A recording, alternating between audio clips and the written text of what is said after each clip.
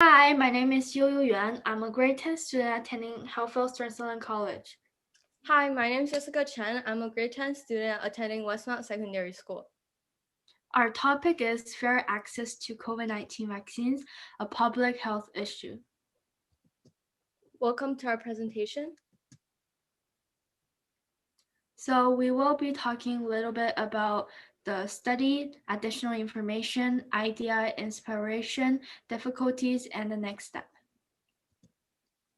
So in our report is based on COVID-19 and COVID-19 vaccines. We analyzed the different scientific components of different vaccines and what pros and cons they offer. With this, we researched on the requirements and stages for vaccine distribution, vaccine development, and vaccine administration. And we also analyzed the scientific, political, social, and economical factors that are interconnected to the development, distribution, and administration of vaccines around the world. At the end, we drew suggestions and conclusions on what Canada and other countries could do to speed up their vaccination process. During this outbreak period, COVID-19, also known as coronavirus, has become well known. The first reported case was in Wuhan, China, in December 2019. The only two vaccines that are currently available for citizens in Canada are mRNA 1273 Moderna and BNY 162b2 Pfizer. It's both needed to take 2 doses but have no proof on how long it lasts. Both of the vaccines have side effects but are all highly protective for the virus. So what difficulties did we encounter during the process of this project? There was actually quite a few difficulties that we encountered. So the first one being timeliness. Because COVID-19 and COVID-19 vaccines are being constantly updated as we talk, it was hard for us to keep updated on our information in our report. We overcame this by basically just updating and continuously checking our sources to make sure that we have the most current resources and the most current information in our report. A second a second difficulty that we encountered was reliable sources. Because COVID-19 and COVID-19's vaccines have a lot of have an abundance of information online, some in which are unreliable or biased. So we overcame this by checking the credibility of sources and ensuring the credibility of sources. We took sources from organizations such as World Health Organizations or a WHO. And lastly was distance.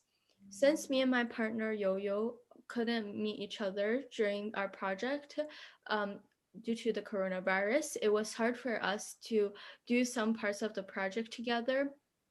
And we couldn't do a backboard in person like the usual years.